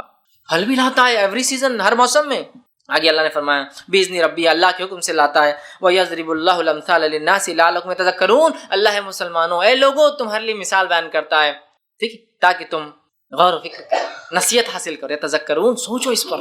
کیسی مثال ہے کلمہ طیبہ کی. آئیے آگے. وَمَثَلُ كَلِمَةٍ خَبِيثَةٍ كَشَجَرَةٍ خَبِيثَةٍ اجْتُثَّتْ مِنْ فَوْقِ الْأَرْضِ مَا لَهَا مِنْ قَرَارٍ، اور کلمہ خبیثہ کی، لا الہ الا اللہ کے خلاف جتنے کلمے ہیں جو شیطان کی طرف سے ہوتے ہیں، اللہ نے فرمایا مَثَلُ كَلِمَةٍ خَبِيثَةٍ كَشَجَرَةٍ، کہ کلمہ شیطان کے کلام کی، کلمہ لا الہ الا اللہ کی جتنی باتیں اس کے علاوہ کہی جا رہی ہے، ان کی مثال ایسی ہے کشجرۃ خبیثۃ، بہت برے جھاڑ کی، جس کو دیکھنا بھی نہیں. کشجرۃ طیب، اس کو دیکھنا بھی پسند نہیں. کلمہ طیب برا جھاڑ جس کو دیکھنا بھی ہے نا. کچھ جھاڑوں کو آپ کو دیکھتے لگتا ہے ان کو دیکھنا بھی اچھا نہیں، بات دیکھ کے کاٹے آنکھ پہ آ رہے، اتنا گندا جھاڑ ہے نا. تو بیکار جھاڑ ہے وہ. تو کہا اس کی مثال بیکار جھاڑ کی ہے. اور آگے فرمایا اس کی جڑیں بھی اندر نہیں جاتی تھی، کھوکھلی ہے پوری زمین پہ اکھڑی ہوئی، جس کو دیکھ کر ہی آپ کو لگ رہا ہے یہ کچھ ٹکنے والا جھاڑ نہیں ہے، زیادہ آندھی طوفان مصیبتوں میں کام نہیں آنے والا، اس کو سہارا لینا بولے تو یہ اپنے اوپر گرنے والا ہے. اور وہ خراب بھی نہیں ہے، وہ ایسا جھاڑ ہے کہ کبھی بھی گر سکتا ہے. آپ کو دیکھ کر اس کی جڑوں کی ڈھیل ایسا لگ رہا ہے کبھی بھی گر سکتا ہے. اللہ فرمایا ما لها من قرار، رک بھی نہیں سکتا ہے. تو یہ یاد رکھیے، یہ 2 کلام کی اللہ رب العزت نے جو ہے مثال دی. تو کلمہ طیبہ ایک ایسا جھاڑ ہے، لا الہ الا اللہ ایک ایسا جھاڑ ہے جس کی شکل، صورت، لذت، خوشبو اور نفع انسان اٹھا سکتا ہے، دیکھتے ہی سمجھ میں آ رہا ہے. دوسرا فائدہ، اس کی جڑیں زمین کے اندر مضبوطی سے جمی ہے، جس کی وجہ سے انسان کو پتا ہے کہ آندھی اور طوفانوں میں یہ جھاڑ ہماری مدد کرے گا، یہ ہم پر گرنے کے بدلے ہم اس کے سپورٹ میں جا سکتے ہیں. تیسرا فائدہ، اس کی شاخیں آسمانوں کو چھوتی ہے، بلند پھیلی ہوئی ہے، مطلب بہت بڑا جھاڑ ہے. اور چوتھی اور سب سے اہم چیز ہے، یہ جھاڑ پھل بھی لانے والا. یہ کلمے پہ جس نے عمل کیا آخرت میں فائدہ بھی اٹھانا. یہ 4 فائدے ہوں گے اس کلام کو. اور شیطان کے کلمے کو ماننے کی بہرحال وہ بالکل غیر مضبوط، دیکھتے ہی گھن آنے والی ہے، کبھی بھی گر سکتا ہے، مطلب اس کو خود سپورٹ کی ضرورت ہے، یہ کوئی مضبوط جھاڑ نہیں. تو کلمہ طیبہ کو جس نے مان لیا ایک مضبوط جھاڑ کی اس کی مثال ہے. اور کلمہ طیبہ کے علاوہ جتنی چیزیں وہ بیکار ہے. چھٹا فائدہ، خبر میں استقامت. خبر میں مضبوطی دینے والے کلمے تھے، سبحان اللہ. مرنے کے بعد جو مر جائے اس پہ پڑھ کے جنت میں جانے والا ہے، جو اس کے مطابق رہے اپنی جان و مال کی حفاظت کر لی. اب خبر میں بھی مضبوطی، خبر میں اکیلے ہوں گے ہم، کیا ہوں گا، ہے نا، اکیلے انسان. آئیے جو ہے مسند بزار کی یہ روایت ہے، ماں عائشہ رضی اللہ عنہا فرماتی ہے، آپ نے سوال کیا اللہ کے رسول میں ایک کمزور عورت ہوں، عورتیں ویسے بھی کمزوری ہوتی ہے نا مردوں کے مقابلے میں، تو وہ فرماتی اور کہتی ہے میں ایک عورت ہوں اور میں ضعیف ہوں اللہ کے رسول، میں کمزور ہوں، بہت ڈرتی ہوں، جلدی ڈر لگ جاتا ہے، جلدی پریشان ہو جاتی ہوں. عموماً ہوتا ہے عورتوں میں یہ صفت ہے، جلدی ڈر جاتی ہے، جلدی پریشان ہو جاتی ہے. تو ماں عائشہ رضی اللہ عنہا نے بھی وہی سوال کیا اللہ کے رسول میں ایک عورت ہوں، بہت جلدی پریشان ہو جاتی ہوں، اور جب جو ہے مرنے کے بعد قبر کے اندر جو ہے جب میں جاؤں گی اور منکر نکیر آئیں گے تو میرا کیا حال ہوگا جبکہ میں اکیلے ہوں گی منو مٹی نیچے. آپ اندازہ لگائیے یہ ایک ہال ہے، اس ہال سمجھو کہ رات میں پروگرام ہو رہا ہے اور اللہ نہ کرے لائٹ چلی جائے، عورتیں بھی اوپر بیٹھی، اچانک لائٹ چلے گئی اور باہر کوئی چاندنی رات بھی نہیں، بدلی آئی گی، بادل ہے خوب، اور لائٹ چلے جائے تو کیسی تھرتھراہٹ چھوٹ جاتی ہے نا. معلوم ادھر بھی عورتیں بیٹھی، ادھر بھی عورتیں بیٹھی، ادھر بھی مرد بیٹھے، ادھر بھی مرد بیٹھے، لیکن ادھر کا بیٹھنے والا آدمی ادھر والے کو چپک جاتا آ کر، ہے نا. لائٹ جاتے ہی ایک عورت دوسرے عورت کا ہاتھ پکڑ لیتی، وہ خود جھنجلا کہہ رہے چھوڑو ہم خود پریشان لائٹ جانے سے، ہے نا، خوف ڈر. حالانکہ ہم 100 لوگ بیٹھے ہیں، ہم 50 لوگ بیٹھے ہیں اور لائٹ چلے اندھیرے ڈر. تو میں عائشہ کری اللہ کے رسول خبر منو مٹی نیچے، ساتھ کوئی نہیں ہے، لوگوں نے مٹی ڈال دی تو ایک روشنی آنے کی بھی جگہ نہیں ہے، ایک ٹمٹپانے والا چھوٹا دیا بھی نہیں ہے، اور میں ایک ضعیف کمزور عورت، اور جب منکر نکیر میرے سامنے آ جائیں گے اور آ کر پوچھیں گے من ربو کا، میں کیا جواب دوں گی. ایک روایت میں آتا صحابہ نے کہا اللہ کے رسول یہ منکر نکیر اتنی خوفزدہ حالت میں آئیں گے، زمین کو اپنے دانتوں سے پھاڑتے ہوئے آئیں گے، جن کے دانت بیلوں کی سینگوں کے اتنے ہوں گے، آنکھیں بڑی بڑی اور لال ہوں گی، اور گرجدار آواز میں زمین کو پھاڑ کر آئیں گے. اندازہ لگا کیسی مخلوق، اور کہیں گے من ربو کا، اور جن کی آواز کڑکتی بجلی جیسی ہوں گی. کڑکتی بجلی سے تو اچھے لوگ گھبرا جاتے جب بغیر کڑکے تو، ہے نا، آواز کڑکتی بجلی جیسا من ربو کا. صحابہ نے کہا ہم تو پتھر کے بت بن جائیں گے، مٹی کے بت، مطلب ہماری تو کیفیت نہیں ہوگی بولنے کی. یہ ہماری عائشہ نے بھی یہ سوال کیا کہ ہم تو جم جائیں گے، ہم تو کچھ نہیں کہہ پائیں گے.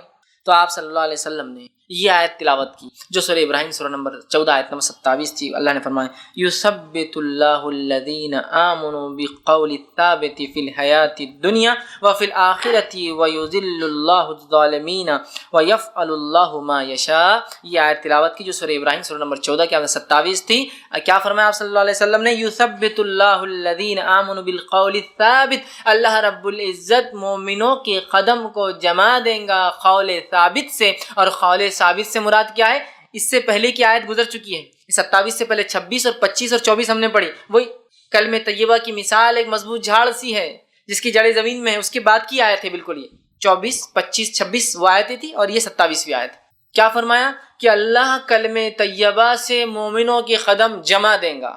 یثبت، تو کلمہ طیبہ خبر میں آ جانے والا ہے، اسی وجہ سے ہم مضبوط ہوں گے. اور جس کے کلمہ طیبہ مضبوط نہیں تھا، کلمہ توحید کمزور تھا، خبر میں وہ جواب نہیں دے پائیں گا، اس کے پیر کانپنے لگ جائیں گے. تو انہوں نے کہا میں تو ڈر جاؤں گی کہ عورت ہوں میں. تو کہا یہ قول سے، کلمہ طیبہ سے اللہ جنبی قول ثابت فی الحیات الدنیا، اور اس کلمے سے تمہیں صرف آخرت میں نہیں دنیا کی زندگی میں اللہ تمہیں جما دیں گا، فی الآخرت، اور آخرت کی زندگی میں جما دیں گا. ویذل اللہ الظالمین، اور اللہ تعالیٰ ظالموں کو گمراہ کر دیتا ہے. ویفعل ما یشاء، اور اللہ جو چاہتا ہے وہ کرتا ہے. سبحان اللہ. کلمہ طیبہ ہی وہ کلمہ ہے جو قبر میں جمانے والا ہے. اس کے تقاضوں پر جس نے زندگی گزاری، جو یہ کلمہ چاہتا تھا وہ کیا، بس وہ تو کامیاب.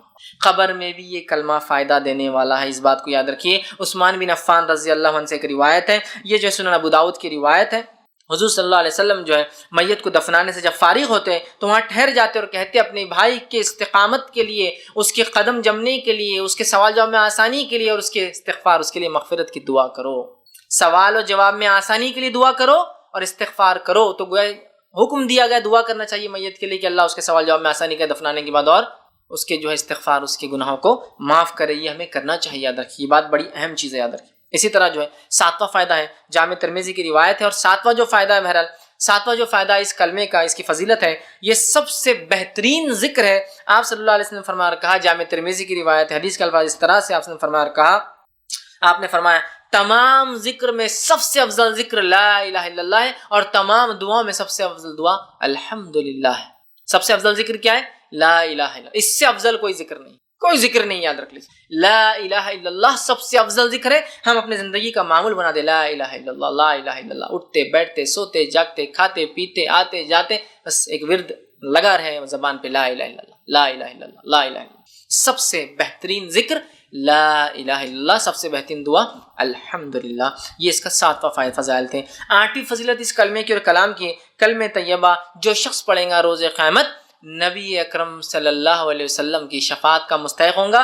پڑھیں گا سے مراد اس کے تقاضوں کے ساتھ عمل کر کے دنیا سے گیا ہو، اسی پر قائم تھا، تو آپ شفاعت سفارش کریں گے۔ صحیح بخاری کی روایت ہے، آپ صلی اللہ علیہ وسلم فرما کہا جو اس کلمے کو سچے دل سے پڑھیں گا رسول اللہ صلی اللہ علیہ وسلم کی شفاعت حاصل ہوں گی۔ آپ صلی اللہ علیہ وسلم فرماتے اسعد الناس بشفاعتی یوم القیامت من قال لا الہ الا اللہ خالصا من قلبہ ونفسہ، جس شخص نے میری شفاعت کا مستحق روز قیامت وہ انسان بنے گا، وہ سعادت مند انسان ہوگا جس نے سچے دل سے اپنے نفس میں ہی صحیح یہ کہا ہوگا لا الہ الا اللہ، میری شفاعت ہوگی۔ نبی اکرم صلی اللہ علیہ وسلم ایسے شخص کی شفاعت سفارش گزارش کریں گے اللہ کے سامنے جس نے کیا پڑھا ہوگا لا الہ الا اللہ۔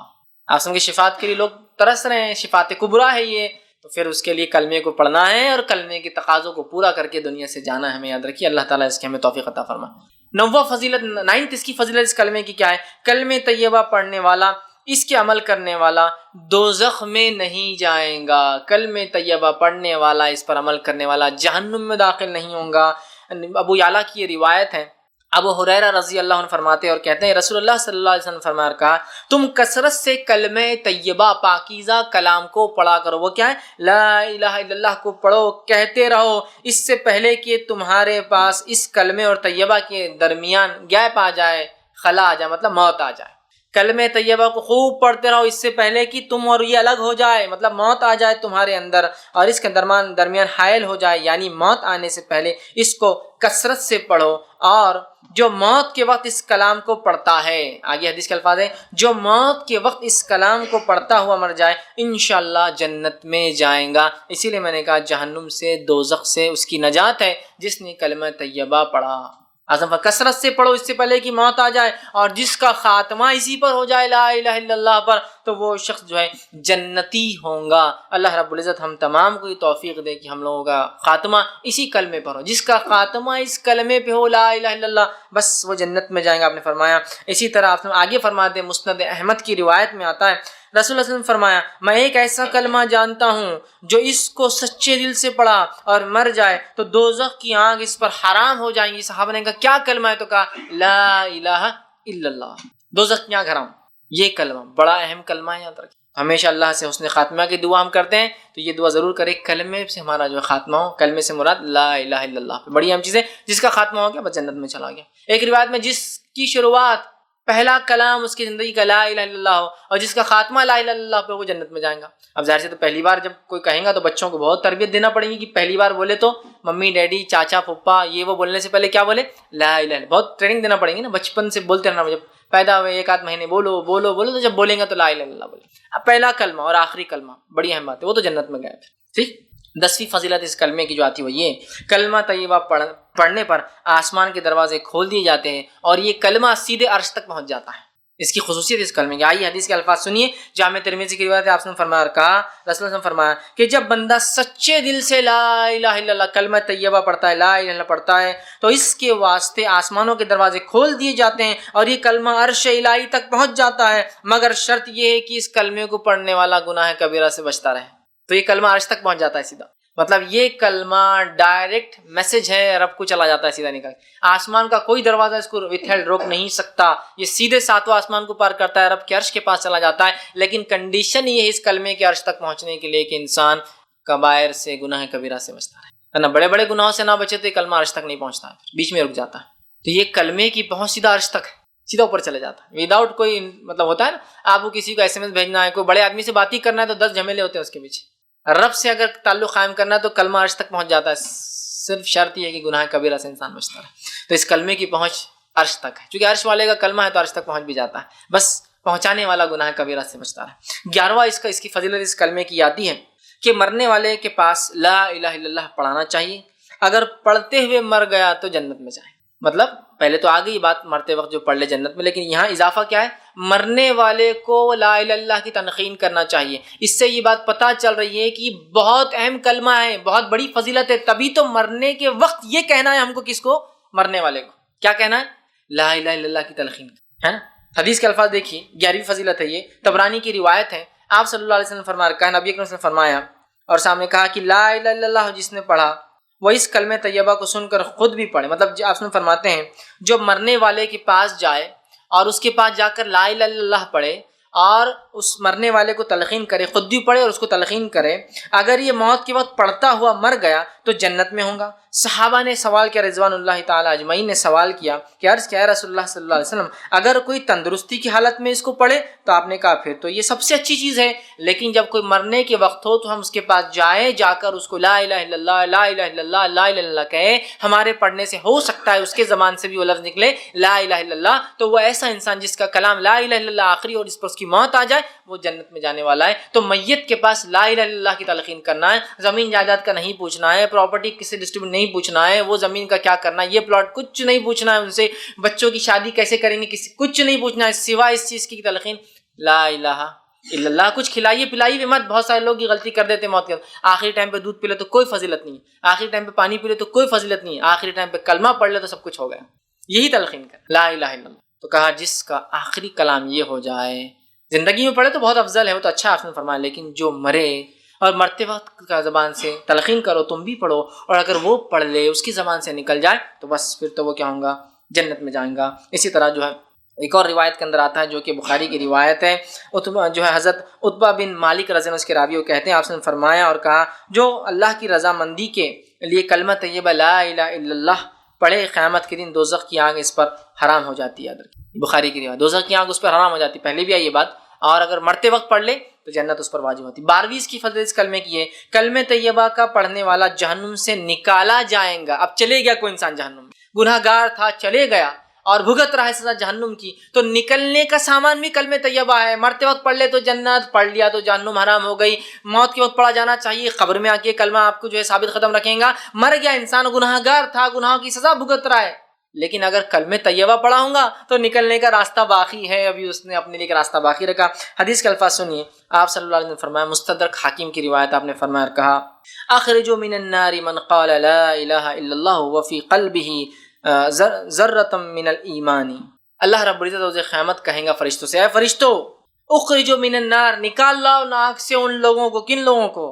من قال لا الہ الا اللہ، جس مطلب لوگ نکلتے جائیں گے سائے بھگت کے، لیکن اللہ ایک ٹائم اعلان بھی کریں گا نکال لو بس ان لوگوں کو جہنم سے جس نے کیا کیا ہو. من قال لا الہ الا اللہ، جس نے لا الہ الا اللہ کہا ہو، فی قلبہ، زبان سے نہ بھی کہا ہو تو دل میں تو کہا ہو، کم از کم ایسا بھی لا لو اٹھا کر. اللہ تعالیٰ تو اپنے بندوں کو سزا نہیں دینا چاہتا نا، مغفرت کا. تو جاؤ لے کر آؤ جس نے لا الہ الا اللہ کہا ہو، منہ پہ نہیں تو دل میں کہا، لاؤ فی قلبہ، اس کے دل میں کبھی پڑھاؤ، لے کر آؤ نکال کر اس کو.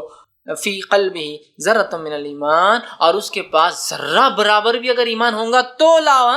خالی وہ وربل پڑھنے والا نہیں تھا، ایک باری پڑھا ہو لیکن اس کے دل میں ایمان ہو. ذرہ برابر ایمان سے کیا مراد ہے؟ بہت سے لوگ بولتے ہیں حدیث میں ذرہ برابر ایمان جنت میں جائیں گا، تو اس کا کیا معنی ہے؟ اس کا معنی یہ ہے ایمان تو مکمل تھا، عمل نہیں کرنے کی وجہ سے ذرہ کہا گیا اسے، ورنہ اگر ایمان میں کوئی کمزوری آئے تو کبھی جنت میں نہیں جائیں گا انسان. یہ بات لکھ کے رکھ لیجیے. تو ذرہ برابر کیوں کہا گیا؟ ایمان تو مکمل ہو اس کا، لیکن عمل نہیں کرنے کے ذرہ کے لفظ استعمال کیے گئے.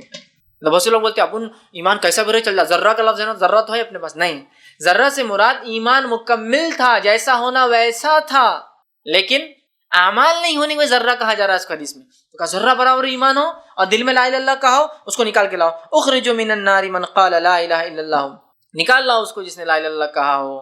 پھر آگے فرمایا وذکرنی، اور میرا کبھی ذکر کیا ہو، وخافنی فی مقام، اور کبھی میرے سامنے کھڑے ہونے سے ڈرا ہو. ان سب کو لاؤ، دل میں پڑھا ہو، کبھی منہ سے کہا ہو، اور میرا ذکر کیا ہو کبھی، اور میرے سامنے کھڑا ہونے سے ڈرا ہو. یہ سب لوگوں کو نکال کے لاؤ اور فرشتے جا کر نکال کے لائیں. 13واں فائدہ اس کلمے کا لا الہ الا اللہ کے فوائد اور اس کے فضائل جو ملتے ہیں وہ یہ ہے، جو شخص 10 مرتبہ اس کلمے کو پڑھیں گا وہ اس کی مثال ایسی ہے جیسے کہ اس نے جو ہے 4 غلاموں کو آزاد کیا. حدیث میں الفاظ میں آپ نے فرماتے ہیں جو شخص لا الہ الا اللہ وحدہ لا شریک لہ لہ الملک ولہ الحمد وہو علی کل شیء قدیر، لیکن اس میں بھی لفظ لا الہ الا اللہ وحدہ لا شریک، نہیں کوئی معبود حق سوا اللہ رب العزت کے، وحدہ وہ ایک ہے، لا شریک لہ اس کے ساتھ کوئی شریک نہیں، اس کا کوئی ہمسر نہیں، اس کا کوئی برابر نہیں، اس کے لائق کوئی عبادت میں نہیں ہے، اس کی کوئی صفات نام اور صفات کسی کے ویسے نہیں ہے، لا شریک کوئی شریک نہیں، لہ الملک اسی کے لیے ساری ملکیت، والحمد تمام تعریف ہے اسی کے لیے، وہو علی کل شیء قدیر وہ ہر چیز پر قادر ہے۔ جو اس کو پڑھ لیں گا 10 مرتبہ پڑھیں گا تو اس کو ایسا ثواب ملیں گا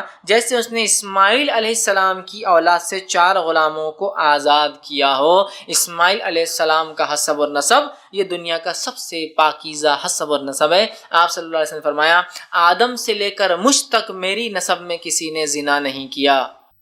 کافر تو ہو سکتے ہیں، نسب کے اعتبار سے کوئی فالٹ نہیں، نسب پاکیزگی نسب کی کہ ساری اولادیں جو ہے کوئی ولد الزنا نہیں ہے، تو کہا میری نسل میں آدم سے لے کر، اور آپ اسماعیل علیہ السلام کی نسل سے تھے، تو گویا اسماعیل علیہ السلام مطلب سب سے پاکیزہ نسل میں سے 4 غلام آزاد کرنے کے برابر ہے۔ حدیث میں اسماعیل علیہ السلام کی اولاد میں سے، مطلب اسماعیل علیہ السلام کی اولاد تو کسی نے غلام بنا دیا، ان میں سے 4 لوگوں کو آزاد کرنے کا ثواب ہے 10 مرتبہ لا الہ الا اللہ وحدہ لا شریک لہ لہ الملک ولہ الحمد وہو علی کل شیء قدیر پڑھنے کا۔ اس میں شروعات لیکن پھر لا الہ الا اللہ، یہ کلمے کی فضیلت دیکھیے آپ، اصل تو یہی ہے، اس کے بعد پوری تعریف ہے، نہیں کوئی معبود برحق سوا اللہ کے وحدہ، پھر وہ ایک ہے، اصل کلمہ لا الہ الا اللہ ہی اس کے اندر، وہ ایک ہے، اسی کے لیے ملکیت ہے، اس کا ہمسر کوئی نہیں ہے، ساری تعریف اسی کے لیے ہے اور وہ سب چیز پہ قادر ہے نا۔ یہ 13واں فائدہ تھا۔ 14 بینیفٹ لا الہ الا اللہ کا پڑھنے کا، اس کا فضیلت واتی ہوئی ہے، اس کلمہ طیبہ میں اسم اعظم ہے، اللہ کا وہ اسم ہے، وہ نام ہے جو نام اللہ کو سب سے زیادہ پسند ہے، اور جس نام کے وسیلے سے جب دعا کی جاتی تو اللہ دعا کو رد نہیں کرتا۔ بہت سے لوگ بولتے دعائیں مانگے تو کیا وسیلہ لے، یہ وسیلہ ہے اسم اعظم۔ آپ نے کیا فرماتے سنیے، حدیث مسند احمد کی ہے، حدیث کا الفاظ اس طرح سے، آپ نے فرمایا کہا جو اسم اعظم کے ساتھ دعا کریں گا اللہ تعالیٰ اس کی دعا قبول فرمائیں گا۔ جو حضرت اسماء بنت یزید جو ہے رضی اللہ عنہا جو ہے فرماتی ہے کہ آپ نے فرمایا کہ اللہ کا اسم اعظم بڑا نام ان 2 آیتوں میں ہے، جو اسم اعظم کے ساتھ دعا کریں گا اللہ اس کی دعا کو رد نہیں کریں گا۔ پھر اسماء بنت یزید رضی اللہ عنہا فرماتی ہے کہ آپ صلی اللہ علیہ وسلم نے فرمایا ان 2 آیتوں میں اللہ کا اسم اعظم ہے، ان 2 آیتوں میں جو اللہ کے اسم نام ہے، اس نام کے وسیلے سے کوئی دعا مانگے تو اللہ دعا رد نہیں کرتا۔ پہلی آیت کون سی؟ سورہ بقرہ سورہ نمبر 2 آیت نمبر 163 163 میں اللہ نے فرمایا وَإِلَٰهُكُمْ إِلَٰهٌ وَاحِدٌ لَا إِلَٰهَ إِلَّا هُوَ الرَّحْمَٰنُ الرَّحِيمُ۔ یہ آیت کیا ہے؟ وَإِلَٰهُكُمْ إِلَٰهٌ وَاحِدٌ، تمہارا معبود صرف تمہارا عبادت کے لائق صرف ایک ہے، واحد ایک ہے، لا الہ الا ہو، نہیں ہے کوئی معبود برحق سوائے اس اللہ کے، هو الرحمن الرحیم، وہ بڑا رحم کرنے والا، نہایت مہربان اور رحم کرنے والا ہے۔ تو یہ اسم اعظم ہے، اس میں کیا ہے؟ لا الہ الا ہو، لا الہ الا الرحمن الرحیم، تو یہاں بھی لا الہ کا لفظ دیکھیے پھر اس جملے کے اندر آ گیا، اس میں اعظم میں بھی آ گیا۔ دوسرا آپ نے فرمایا سورہ آل عمران کی آیت نمبر 2 جس میں اللہ نے فرمایا اللہ لا الہ الا هو الحی القیوم، ہے نا، اللہ لا الہ الا حی القیوم، تو کہ حی اور القیوم، لیکن اس سے پہلے دیکھیں اللہ لا الہ الا حی القیوم، کہ اللہ وہ ہے جس کے سوا کوئی معبود برحق نہیں، وہ زندہ ہے اور تمام چیزوں کو قائم رکھے ہوئے ہے۔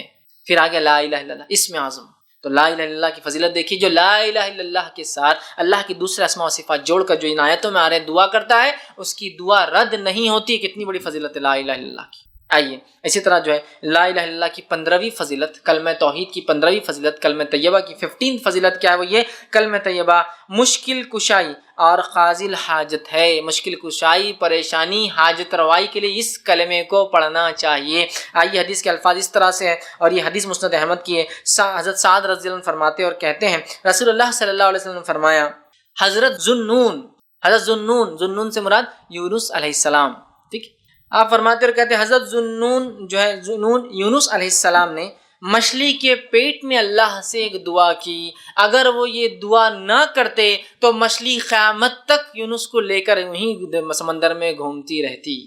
اگر یونس علیہ السلام یہ دعا نہ کرتے تو قیامت تک وہ مچھلی ان کو پیٹ میں لے کر گھومتی رہتی۔ اور وہ کیا دعا تھی جو مشکل کشائی میں جو یونس علیہ السلام نے کی؟ لا الہ الا انت سبحانک انی کنت من الظالمین، یہ دعا تھی جو انہوں نے کی، ہے نا۔ بہت سے لوگ اس کو آیت کریمہ بولتے ہیں، جلالی آیت بولتے ہیں۔ یہ آیت جو ہے ہر بار پڑھنا، کریمہ مطلب کرام، مطلب جس کی وجہ سے اللہ کرم کرتا ہے، جلالی مطلب اللہ رب العزت اس آیت کے پڑھنے کے بعد جلال میں آ جاتا ہے، دعاؤں کو سنتا ہے، یہ معنی ہوتا ہے۔ بہرحال تو اگر یونس علیہ السلام نے کیا دعا کی تھی، لا الہ الا انت سبحانک انی کنت من الظالمین، لا الہ الا انت، نہیں کوئی معبود برحق ہے اللہ سوائے تیرے، سبحانک تیری ذات پاک ہے کہ میں نے خطا کی بغیر سوچے سمجھے، بغیر تیرے فیصلے کی، یہ سوچا قوم اب گناہ کریں گی تو عذاب آئیں گا، اور نکل آیا سبحانک تیری ذات پاک ہے، انی کنت من الظالمین، اللہ میں ہی یقیناً خطا کاروں میں تھا، میں نے غلطی کی کہ تیرے حکم کے بغیر چلا آیا۔ یونس علیہ السلام نے کیا غلطی کر لی تھی؟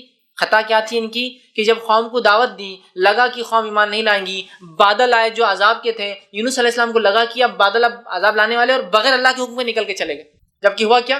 قوم یونس ایک ہی قوم ہے پورے قرآن میں جس نے عذاب کو پہچان لیا کہ عذاب ہے، باقی ساری قومیں غرق ہو گئی۔ جیسا کہ سمود کے پاس ہوا، ارے یہ ہوا تو اب فائدے لانے والی، پالینیشن ہوگا، کیڑے آئیں گے، جھاڑ لگیں گے، وہ یہ سوچ رہے ہیں۔ کسی نوح علیہ السلام کے پاس بادل آئے تو ڈرے بارش ہوگی، کھیتی باڑی ہونے والی، وہ سوچ رہے ہیں۔ یونس علیہ السلام کی قوم ایک ہی قوم ہے قرآن میں، جب بادل دیکھے سمجھ گئے عذاب کے ہے، یہ بادل خوشخبریاں نہیں لائے ہیں، دیکھتے ہی توبہ کر لی، ایک ہی قوم ہے جس نے توبہ کی عذاب کو دیکھی، باقی ساری قومیں عذاب کو پہچان نہیں سکی اور ہلاک ہو گئی۔ اب قوم نے توبہ کر لی، یونس علیہ السلام چلے گئے پہلے ہی نکل کے، اللہ نے پھر سزا دی، اس لیے کہ اللہ اپنے نیک بندوں سے تھوڑی بھی خطا پسند نہیں کرتا ہے، سمجھ رہے ہیں آپ؟ سب سے اچھے اسٹوڈنٹ سے ٹیچر تھوڑی بھی غلطی پسند نہیں کرتا ہے، ایک غلط اسٹوڈنٹ کو تو چھوڑ ہی دیتا ہے بھائی اس کو چلو ٹھیک ہے معاف کرتے رہیں گے، لیکن ایک سنسیئر اسٹوڈنٹ سے چھوٹی سی مسٹیک بھی برداشت نہیں کرتا ہے۔ تو اللہ رب العزت کے برگزیدہ نبی ہے تو چھوٹی سی مسٹیک بھی اللہ نے وہ نہیں کی، خطا پکڑ لی، کہا آپ جاؤ مچھلی کے پیٹ میں، ڈبا دیا اس کشتی کو جس میں جا رہے تھے، اور آئی مچھلی نگل کے لے گئی۔ تو آپ سے فرماتے ہیں کہ اگر یونس یہ نہ پڑھتے تو اللہ تعالیٰ قیامت تک گھماتے رہتے یونس علیہ السلام کو۔ پھر آپ نے کہا رسول اللہ آگے فرماتے ہیں جو مسلمان اس آیت کریمہ کو پڑھ کر دعا کرے اللہ تعالیٰ اس کی دعا قبول فرمائیں گا۔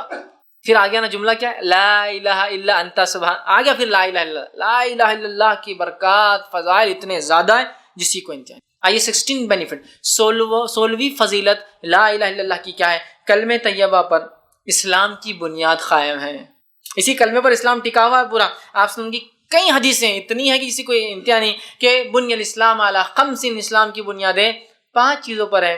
شہادت لا الہ الا اللہ وان محمد رسول اللہ، گواہی دے تو کہ اللہ کے سوا کوئی معبود برحق نہیں اور میں محمد صلی اللہ علیہ وسلم کا رسول ہوں۔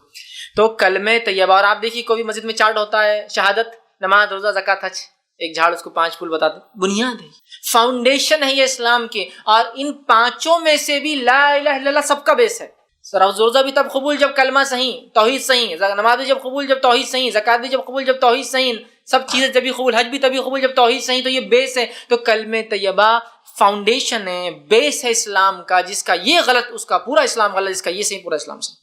16 بینیفٹ فضیلت، پورا اسلام اس پر ٹکا ہے۔ تو کلمہ طیبہ کو معنی کو سمجھنا، اس کے مطابق زندگی گزارنا، یہ ہماری ضرورت ہے، ورنہ ہم ناکام کہلائیں گے آخرت میں، یاد رکھیں۔ 17واں فائدہ اور آخری فائدہ جو آج رکھوں گا اس کی فضیلت، کلمہ طیبہ کی، لا الہ الا اللہ کی، وہ کیا ہے؟ کلمہ طیبہ کا وزن بڑا بھاری ہے، اس کی اتنی بڑی فضیلت۔ آئیے کیا فضیلت ہے کہ موسیٰ علیہ السلام جیسے نبی بھی پریشان ہو گئے جب اس کی فضیلت سنی۔ آئیے حدیث کے الفاظ اس طرح سے، صحیح ابن حبان کی روایت ہے، نبی اکرم صلی اللہ علیہ وسلم فرماتے اور کہتے ہیں موسیٰ علیہ السلام نے ایک مرتبہ دیکھا سارے ہی لوگ لا الہ الا اللہ کہتے ہیں، میں نبی ہوں، میں کچھ ایکسٹرا کرنا چاہتا ہوں، مجھے کچھ الگ ملنا چاہیے۔ تو ایک مرتبہ اللہ سے کوشچن کیا، سوال کیا، اور کہا اے پروردگار، اے دنیا کائنات کو چلانے والے، آپ مجھے کوئی ایسے کلمہ سکھا دیجئے کہ جس کو پڑھ کر میں آپ کو یاد کرتا رہوں۔ ان کو کیا لگا، وہ نبی ہے، کچھ ہٹ کر پڑھنا چاہیے، نبی نے کچھ ہٹ کر عبادت ہونی چاہیے۔ تو کہ اللہ کچھ ایسا کلمہ بتاؤ کہ جو کلمے کو میں پڑھوں تو اسپیشل آپ کی عبادت ہو، آپ کو یاد کروں، اور اس کے ساتھ دعا مانگا کروں آپ سے، میں اس کلمے کے ساتھ ٹھیک مانگا کروں۔ اللہ تعالیٰ نے فرمایا لا الہ الا اللہ، موسیٰ لا الہ الا اللہ پڑھو، اگر تم کو میرا ذکر کرنا ہے، سب سے افضل ذکر کرنا، اور اس کلمے کے ذریعے دعا مانگنا ہے، تو کون سا کلمہ ہے مانگنے کے لیے؟ لا الہ الا اللہ، اے اللہ تو ہی سب کچھ دینے والا، یہ کلمہ ہے، وسیلہ ہے۔ تو کہا دعا مانگنا ہے تو اس کلمے کے ذریعے مانگو۔ اب موسیٰ علیہ السلام نے فرمایا، حضرت موسیٰ علیہ السلام نے کہا، فرمایا یہ تو تیرے سارے ہی بندے کہتے ہیں نا، میں تو اسپیشل چاہ رہا ہوں نا، کچھ سبھی کہہ رہے ہیں، یہ بھی کہہ رہا ہے، وہ بھی کہہ رہا ہے، سبھی کہہ رہے ہیں، میری پوری قوم کہہ رہی ہے، آنے والے لوگ کہیں گے، پچھلے لوگوں نے کہا، میں تو اسپیشل چاہ رہا ہوں کچھ آپ سے، میں تو آپ سے کلام کرتا ہوں نا، کلیم ہوں، تو اسپیشل کچھ دیجیے مجھے۔ تو اللہ رب العزت نے فرمایا، موسیٰ علیہ السلام سے عرض کیا یہ تو تیرے سارے بندے کہتے ہیں۔ اللہ تعالیٰ نے فرمایا یہی کلمہ پڑھا کر ہے موسیٰ، یہی کافی ہے۔ موسیٰ علیہ السلام نے کہا کوئی مخصوص چیز بتائیے، لیکن موسیٰ علیہ السلام کی فطرت ضد کرتے تھے اللہ سے، تو کہا نہیں کچھ اسپیشل مجھے چاہیے، اور یہ تو آپ سب بندے پڑھتے ہیں، سارے لوگ پڑھتے ہیں، مجھے اسپیشل چاہیے۔ تو اللہ تعالیٰ نے موسیٰ علیہ السلام نے کہا نہیں مجھے کچھ مخصوص چیز بتائیے۔ اللہ رب العزت نے فرمایا اے موسیٰ تم اس کلمے کو معمولی سمجھتے ہو؟ معمولی سمجھتے ہو؟ اگر اس کلمے کا وزن ترازو میں کیا جائے اور ایک پڑھنے میں ساری زمین اور ساری آسمان، مطلب 7 زمین اور 7 آسمان، مطلب 14 چیزیں رکھ دی جائے، اور دوسرے پلڑے میں صرف لا الہ الا اللہ جس کو تم معمولی سمجھ رہے ہو، مجھ سے کچھ ایکسٹرا مانگ رہے ہو، اگر اس کو رکھ دیا جائے تو لا الہ الا اللہ کا پلڑا بھاری ہو جائے گا، اور ساتوں زمین اور آسمان ہلکے ثابت ہوں گے۔ اور ساتوں زمین اور آسمان کا وزن کیا ہو سکتا ہے ہم اندازہ نہیں لگا سکتے، ان امیجنیبل اماؤنٹ آف ویٹ ہے وہ، اس وزن کا اندازہ نہیں۔ ہماری دنیا کے وزن کتنا ہوگا، ہماری صرف ملکی وے گیلیکسی میں ہمارے سورج اور ہماری جو آس پاس جو کائنات میں پلانٹ جس کو کہتے ہیں ان کا وزن کتنا ہوگا، اور ہماری ملکی وے گیلیکسی جس کے اندر دودھیا گیلیکسی میں 100 ٹریلین سٹار ہے، بہت بڑی گنتی ہوتی ہے، 100 بلین کا 1 ٹریلین ہوتا ہے، 100 ٹریلین سٹار ہے، اور ایک ایک تارہ سورج سے بھی کہیں کہیں گنا 10 10 20 20 30 30 40 40، بلکہ سورج کے مقابلے میں 13,000 مطلب 1300 بلین ٹائمز اس کا ویٹ زیادہ ہے۔ مطلب وہ حساب بہت بڑا ہے، یہ ہم کر نہیں سکتے آسانی سے، ہمارے کیلکولیٹر بھی نہیں کرتے، 12 ڈیجٹ سے آگے چل جاتا ہے یہ، ایک ایک اتنا وزنی ہے۔ یہ صرف ہماری ہے، اور ہماری کائنات جو پہلے آسمان سے پہلے تمام چیزیں، اس کے اندر 300 کھرب ایسی کائناتیں چل رہی ہے جو ہم دیکھ سکتے ہیں، اس کے علاوہ کتنی ہوں گی وہ اللہ ہی بہتر جانتا ہے۔ یہ سب پہلے آسمان سے پہلے کی بات ہو رہی ہے، ابھی پہلا آسمان باقی ہے، دوسرا تیسرا، تو 7 آسمان اور 7 زمین گویا 14 چیزیں ایک پلڑے میں ہیں، ڈال دی جائے، اور صرف ایک پلڑے میں لا الہ الا اللہ ڈال دیا جائے تو موسیٰ یہ پلڑا بھاری پڑ جانے والا۔ یہ اس کی فضیلت لا الہ الا اللہ کی۔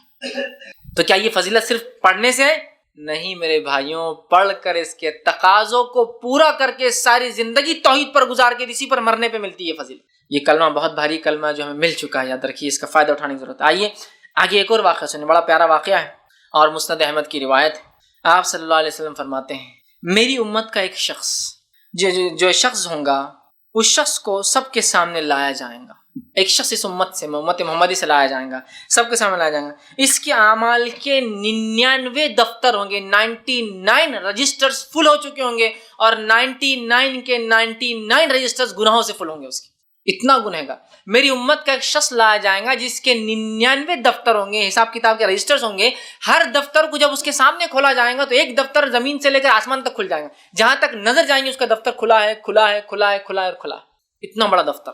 مطلب ایک اس کا رجسٹر جس میں اس کے نام اعمال فرشتوں نے لکھے ہیں، ایک دفتر جب کھولا جائے گا تو زمین اور آسمان کے اتنا جہاں تک نظریں جائیں گی وہ دفتر کھلا ہوگا، اور اس میں اس کے گناہ لکھے ہوئے ہوں گے۔ تو 99 رجسٹر بھرے ہوئے اس کے صرف گناہ سے، 99 دفتر، حدیث میں الفاظ ہے۔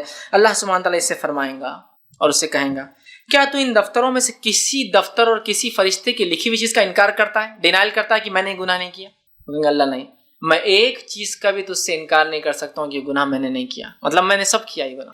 99 رجسٹرز گناہوں سے فل ہے، ایک دفتر زمین سے آسمان کے بیچ میں کھلا ہے، سارے گناہوں سے بھرے۔ اللہ پوچھیں گا بندے تجھ پر کوئی ظلم تو نہیں ہو رہا ہے نا، میرے فرشتوں نے کوئی بات غلط تو نہیں لکھی ان دفتروں میں سے، چیک کر۔ وہ کہیں گے اللہ ایک بات بھی تیری فرشتوں نے غلط نہیں لکھی، سب کیا میں نے، واقعی میں اتنا گناہ گار تھا۔ انکار اقرار کر لیں گا، وہ کہیں گا دفتر کا انکار کرتا ہے، وہ لکھنے والے نگران فرشتوں سے تجھ پر کوئی ظلم کیا ہے؟ تو وہ شخص کہیں گا اور اللہ تعالیٰ سے فرمائیں گا اے اللہ تیرے فرشتوں سے کوئی خطا اور غلطی نہیں ہوئی میرے پروردگار۔ پھر اللہ تعالیٰ فرمائیں گا کیا تجھے کوئی عذر ہے، کیا تو کوئی پیش کر سکتا ہے ایک عذر کہ نہیں ایسا نہیں اللہ، ایسا تھا تو ایسا کیا؟ وہ کہیں گے اللہ مجھے کوئی عذر نہیں، میں نے گناہ کیے ہے، میں کیا بولوں اب تجھے عذر، نہ میرے پاس کوئی عذر ہے، نہ تیرے فرشتوں نے کوئی مسٹیک کی رائٹنگ میں، سب صحیح ہے جو انہوں نے لکھا ہے، میں تھا اتنا گناہ گار، 99 دفتر میرے گناہوں سے جو بھرے واقعی میں نے کیے۔ اللہ تعالیٰ فرمائیں گا ہاں میرے پاس تیری ایک نیکی لیکن باقی ہے، چونکہ آج کا دن تجھ پر کوئی ظلم نہیں کیا جائے گا، آج کا دن تجھ پر کوئی ظلم نہیں کیا جائے گا، تیری ایک نیکی ہے جو میرے پاس پڑی ہے وہ بھی دے دیتا ہوں تجھے، 99 دفتر تو دیکھ ہی رہا ہے، ایک نیکی اسی دیے جائیں گے جس کے لیے حدیث میں الفاظ آتا ہے بطاقہ۔ بطاقہ ویسے جو لوگ گلف جاتے ہیں ایک آئی ڈی کو بولتے ہیں بطاقہ، کہتے ہیں چھوٹے سے کور، اس پہ کچھ لکھ کے دیا جاتا ہے، جا کے بتا دو میرا نام بطاقہ، تو اس کو حدیث بطاقہ بھی بولتے ہیں۔ تو اس کو ایک چھوٹا سا آئی کارڈ اللہ جیسا چھوٹا سا دیں گے، چٹھی دیں گا، کہیں گا ایک ہی نیکی ہے تیری ملتی ہے، چونکہ آج ظلم تو نہیں ہوگا، 99 دفتر کھلے گناہ کے، نیکی بھی تیری لیکن ہے، تو وہ ایک چھوٹا سا کور جو بند ہوگا لفافہ، ایک چھوٹی چٹھی ہوگی اس کو دی جائیں گی، بس تیرا ایک نیکی باقی تھی، یہ ایک نیکی تو لے لے، ٹھیک ہے، اور ہاں تیری ایک نیکی جو میرے پاس ہے تو اس نیکی کو لے لے، اور قیامت کے دن تجھ پر کوئی ظلم نہیں کیا جائے گا، جو تیرے گناہ ہے اس کی سزا دی جائیں گی، جو تیری نیکیاں وہ بھی تجھے دی جائیں گی نا، ایسا نہیں کہ اتنے گناہ ہے تو تیری ایک نیکی نہیں، لے تیری نیکی دی جائیں گی، اور اس کے بعد وہ نیکی کو لیں گا، پھر ایک پرچہ نکالا جائے گا جس میں جو ہے وہ جو پرچہ ہوگا، جو وہ پرچے کو وہ انسان کھولے گا، اس پرچے میں لکھا ہوگا اشہد ان لا الہ الا اللہ و اشہد ان محمد عبدہ و رسولہ، یہ لکھا ہوا ہوگا۔ اس نے زندگی میں ایک بار گواہی دی تھی کہ میں گواہی دیتا ہوں کہ اللہ کے سوا کوئی معبود برحق نہیں، اور میں گواہی دیتا ہوں کہ محمد محمد صلی اللہ علیہ وسلم اس کے بندے اور رسول ہے. بندے اور رسول، اور بندہ انسان ہوتا ہے، یاد رکھیں. عبد کہتے ہیں انسان کو، بندے اور رسول ہے، ایک انسان ہے اور اس کے رسول ہے. یہ اس میں لکھا ہوگا. پھر اللہ عز و جل جو ہے فرمائیں گا جس جگہ تیری نیکی تولی جاتی ہے اس جگہ تو حاضر ہونا، وہاں میں تجھ سے بات کروں گا. پھر وہ بندہ اسے ایک بطاخے کو لے کے 99 رجسٹر تو اٹھانے لائق اس کی طاقت نہیں تھی، ایک چھوٹا سا کارڈ لیں گا بطاخہ جس پہ یہ لکھا ہوگا. وہ جائیں گے اللہ رب العزت کے سامنے. جب اللہ اس کو بلائیں گا کہ مقام پہ، مطلب پہلے بات چیت ہوگی، حساب شاید کسی اور جگہ اور ہوگا جہاں نام عمل تولے جائیں گے. فرسٹ بات چیت ہوگی، پھر نام عمل تولے جائیں گے، تو اللہ کہیں گا وہاں ملنا مجھ سے، وہاں میں تیرے اس بطاخے کی جو چھوٹی نیکی کو دیکھا جائے گا کیا اس سے ہوتا ہے. اور وہ انسان پریشان ہوگا کہ ایک نیکی 99 دفتر میرے فل تھے گناہوں سے، اور اللہ تعالیٰ جو ہے کہیں گا کہ وہاں آ کر مجھ سے ملنا، حاضر ہونا. وہ شخص کہیں گا اے اللہ یہ پرچہ 99 دفتروں کے مقابلے میں کیا ثابت ہوگا، کیوں مجھے بلا کے وہاں رسوا کر رہے ہیں، ڈال دیجیے جہنم میں اٹھا کے وہاں ہوں، اتنا سا ایک بطاخہ ایک چھوٹا سا لے کر کوپن لے کر آ رہا ہوں، اور وہاں کیا ثابت ہوگا 99 رجسٹروں کے مقابلے میں ایک نیکی کیا میری ثابت ہوگی، کیوں آپ ذلیل کرنے وہاں بلا رہے ہیں، یہیں مجھے جہنم میں ڈال دیجیے. تو اللہ کہیں گا نہیں، آج کے دن ظلم نہیں ہوتا ہے، جب تولے جائیں گے بولے تو تولے جائیں گے، ظلم نہیں ہونے والا، تو تم وہاں آ جانا.